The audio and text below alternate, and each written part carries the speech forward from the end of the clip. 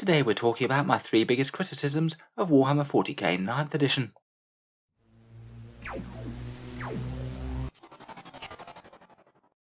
Hello and welcome back to Auspex Tactics, the strategy-focused 40k channel, where today we're taking a bit more of a general look at the game of 40k 9th, briefly going over what I like about it the most, but then focusing in some of the 3 biggest challenges to the game that at least I think cause some risk of people dropping off and maybe not being quite as interested as they were earlier in 8th edition or early 9th.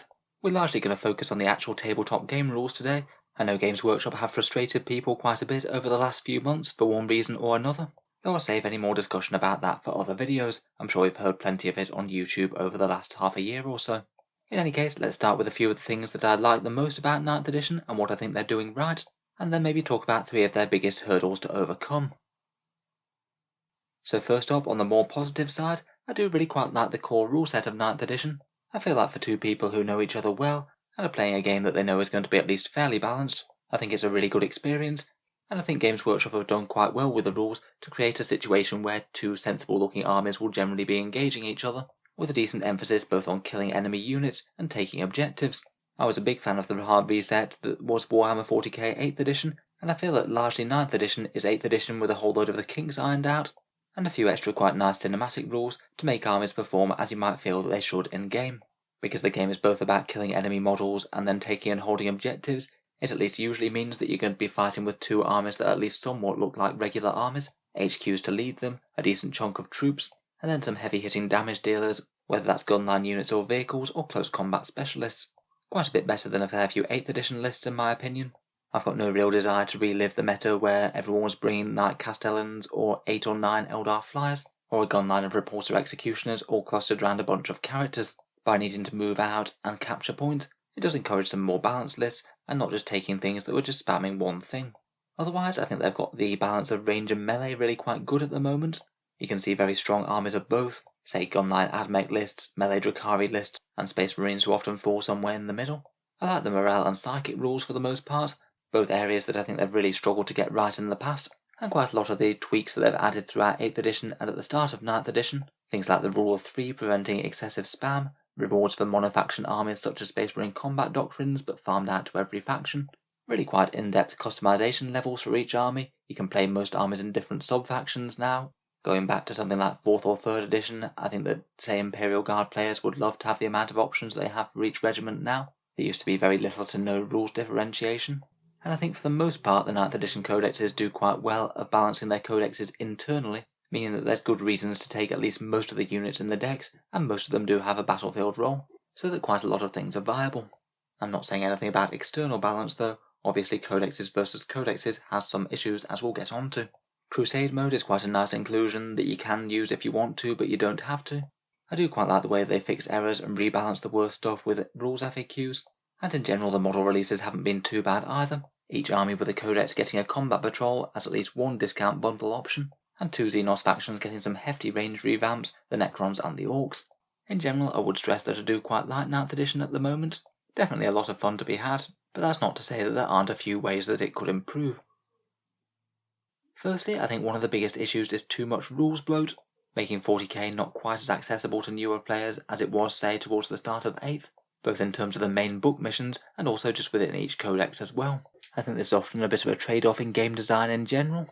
Often if you have a book or rule set that's a lot deeper and more fleshed out, you might well have a whole load of more fun options to play with, more flexibility and more customization, but in general that's going to come at the expense of more mental load, more lines of text and rules to look up, and perhaps being a bit more of a newer barrier for people trying to get into the hobby.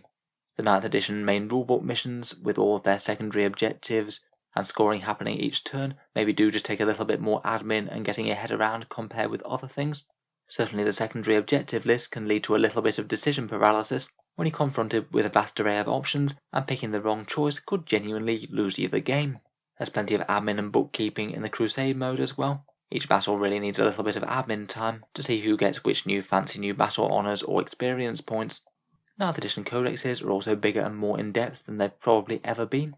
Datasheet counts have gradually increased over the years for most armies, and almost every single unit and option has a whole ton of layered special rules, anything on the datasheet, combined with chapter tactics, army-wide special rules and monofaction bonuses, and then a whole raft of different upgrade tables, things like chaplain litanies, relics and warlord traits, and individual points cost upgrades that you can give to characters.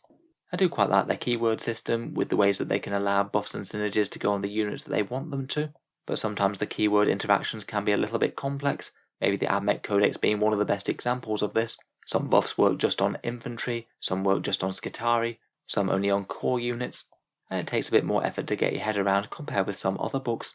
Plus in-game it's certainly helpful to remember all the stratagems that you've got, ideally your opponent's important ones as well, while you're also keeping track of commanding your army and achieving all of those secondary missions. FAQ updates and balance changes are helpful for people who are quite invested in the game.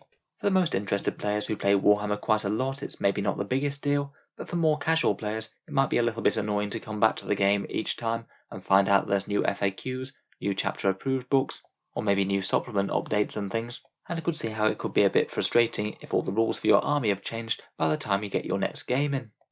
In particular, I think that books like campaign books and the update books such as chapter approved really don't help with that sort of thing.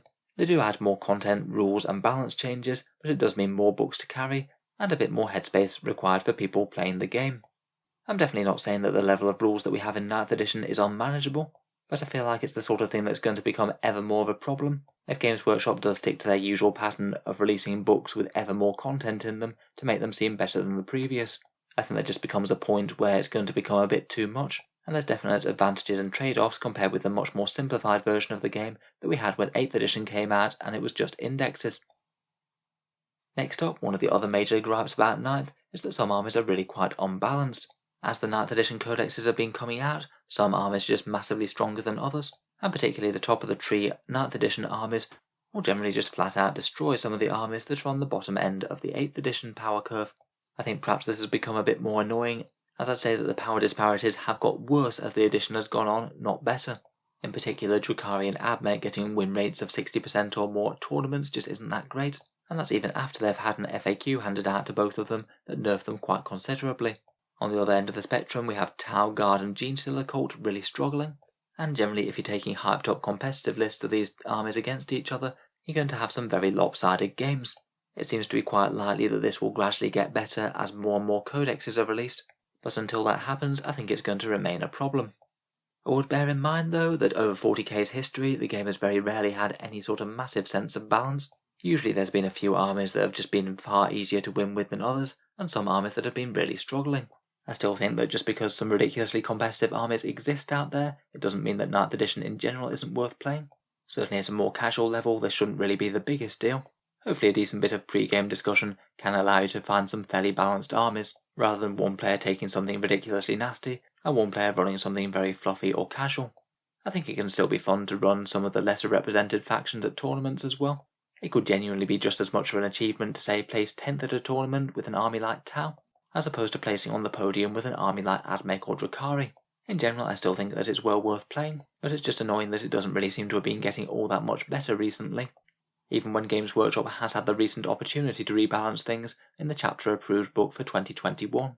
I must admit I think that this was one of Games Workshop's bigger failings myself. It's clear that some armies were just ridiculously stronger than others, and they could have easily just cut something like 5 to 10% off the points cost of a few of the struggling armies, and it really wouldn't have been too extreme.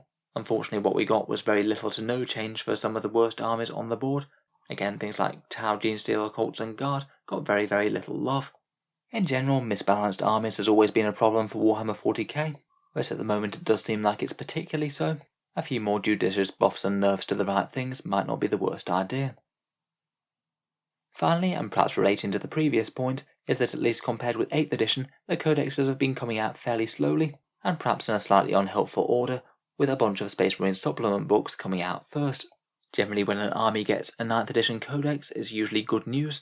The faction pretty much always gets a power boost, and I generally tend to say that they're more interesting than the 8th edition ones too. Perhaps not quite true for every army, but in general it does tend to add a new mechanic or two. And I'd say for more armies than not, more of the units have got a bit more viable than they were in the previous edition. However, 8th edition basically gave most armies a codex within the first 18 months, and we're well on our way to that now, and we've still got quite a lot of books that need attention, that probably aren't going to be coming out in the next 6 months. It's particularly not the best news for armies that quite a lot of people collect. Guard, Eldar Tau, Chaos Marines and Tyranids, they're already quite major factions in 40k with big followings, and yet none of them have their 9th edition book yet. A few of the armies that have been released either had fairly niche followings as they go, or arguably really didn't need their 9th edition update anytime soon. Both the Admech and the Sisters had perfectly functional armies before their codexes were released. To be fair to them, I'm sure a lot of the release schedule isn't exactly Games Workshop's fault over the last year or two. It sounds like they've had really quite a lot of challenges. The pandemic and the supply chain shortages that have followed aren't in Games Workshop's favour. They had to shut down for a little bit due to a new Games Workshop warehouse, and maybe that Suez Canal blockage and Brexit might not have helped out too much either. It's kind of hard to say how much without knowing how their supply chains work. We do know that they are running behind their original release schedule though. I think it was Drukhari and Dark Angels that were supposed to come out in January, and they didn't come out for a couple of months after. Admech was supposed to be April, that was over a month late, and the Grey Knights and the Thousand Sons were supposed to come out before the Orcs, but they got pushed back to much later in the year. In general, I'd say that not having your 9th edition codex out really is a turn-off to playing in 9th edition. You don't really know what the new face of your army is going to look like. They're generally weaker than they will be after their book comes out, and you miss out on fun, unique narrative things like the Crusade rules as well, and obvious updates that we know are going to happen and have known for a while, such as the 2-wound Chaos Space Marines. Some armies were just clearly not really designed to function with the 9th edition missions in mind as well. Genestealer Cult and particularly Tau are the armies that come to mind for that. So overall, while I'd argue that 9th edition is still generally enjoyable, the biggest issues I see with it at the moment are increasing amounts of rules turning off newer players, some armies being lots better than others in-game, making it not quite as tempting to play the more competitive side of the game, and a fairly slow codex release schedule that has left quite a lot of armies on the shelf waiting for the update that will allow them to take part in 9th edition proper. As always, let me know what you think down in the comments below. Is there anything else important wrong with 9th edition that you think I've missed? Really looking forward to hearing any other ideas. If you've enjoyed the video, feel free to subscribe to Auspex Tactics. I'll certainly keep the regular 40k strategy videos coming, including plenty of discussion pieces like this. Finally, if you have been enjoying the videos on the channel and you'd like to help keep them coming, I would just like to mention my Element Games affiliate link, which is one way that you can help support the channel. Element Games is a discount retailer based in the UK.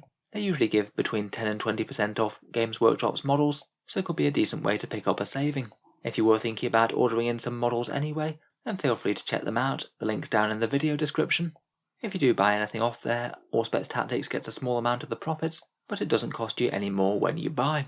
Can just be a way to help support the channel if you were thinking about buying something anyway. There's also an Amazon link down there as well for people in the USA and Canada that works in a very similar way. In any case, a massive thank you for listening, and I'll hope to see you guys next time.